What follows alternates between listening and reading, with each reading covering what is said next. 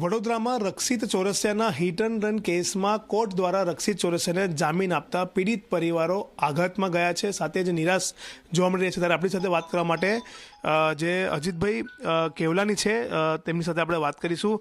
શું કહેશો, જે રીતના એક્સિડન્ટમાં રક્ષિત 9 મહિનામાં બેલ પર છૂટી ગયો, પણ તમે જે પીડિત પરિવાર છો, આજે પણ એ એક્સિડન્ટના લીધે તમારા ઘા ભરાયા નથી, આજે પણ તમારા પરિવારમાંથી લોકો સાજા થયા નથી, કેટલા દુઃખી છો? સાહેબ, દુઃખી તો એ દિવસથી જ છે, અને આ 2 દિવસ પહેલાંથી વધારે દુઃખી થઈ ગયા છે.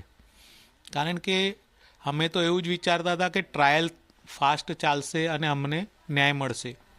એની જગ્યાએ જામીન મળ્યા છે રક્ષિતને, જે સદા નોટ એક્સેપ્ટેબલ. એમાં એ સ્વીકાર્ય નથી, કારણ કે આ સામાન્ય અકસ્માત નથી જે કુદરતી થતું હોય, કોઈક રીતે બ્રેક ફેલ થતી હોય, એવું તેવું નથી. આ તો અનધર રાઉન્ડ પોતે હાઈ ડ્રગ્સ લઈને હાઈમાં થઈને પોતાની સ્પીડ એક્સપ્રેસ હાઈવે કરતાં હેવી સ્પીડ ચલાવીને મોજ શોખ પૂરા કરનારા એ અકસ્માત કર્યો છે. તો આ સામાન્ય અકસ્માત નથી. શું માંગણી છે તમારી, અને જે કોર્ટે નિર્ણય લીધો છે એને કઈ રીતે પડકારશો? પડકારવાનો આવે, અમે તો સામાન્ય માણસ છે, કાનૂનના જાણકાર નથી, પણ હું અમારા જે વકીલશ્રીઓ છે એમને કહીશ કે કંઈ આમાં હોય તો આ રદ કરવો એ તો સારું, એની બેલ રદ થાય અને ટ્રાયલ ફાસ્ટ થાય.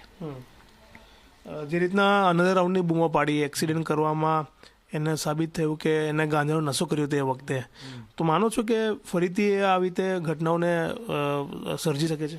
100% આપણે ડિનાય ના કરી શકીએ આ વાતને, કારણ કે એ માણસ જો લાંબા સમયથી એડિક્ટેડ છે તો આ સંભાવના પાછી છે જ બધી, અને સમાજે ચેતીને રહેવું પડશે. આવા સમાજમાં આવો માણસ રહેશે તો ચેતીને રહેવું પડશે. પોતાના બાળકોને, વડીલોએ બી ધ્યાનથી જ ચલાવવું પડશે. આવા લોકો જો ન્યુસન્સ હશે. રક્ષિતના જામીનથી સમાજમાં શું મેસેજ ગયો છે?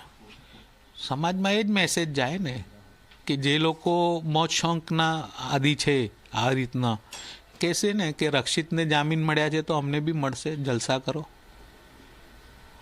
બીજું શું કરશે એ લોકો? એ બેફામ ડ્રાઇવિંગ થશે ફરી, અને આવા કેસમાં એ લોકો સમજશે કે ભાઈ છૂટવાનો તો છે જ જામીન પર, ચિંતા શું એ લોકોને. જામીન ના થવી જોઈએ, અને આ સામાન્ય અકસ્માત ના ગણવો જોઈએ. આ કોઈ બસ ડ્રાઈવર યા એના થ્રુ જે રીતું કંઈક કોર્ટમાં જજમેન્ટ આપ્યું છે, કંઈક સાંભળ્યું છે એવું મીડિયા થ્રુ જ, એ રીતનું નથી આ એક્સિડન્ટ. આ તો પોતાના મોજ શોખમાં એક માણસે 7 લોકોને વેડફી નાખે છે જિંદગી.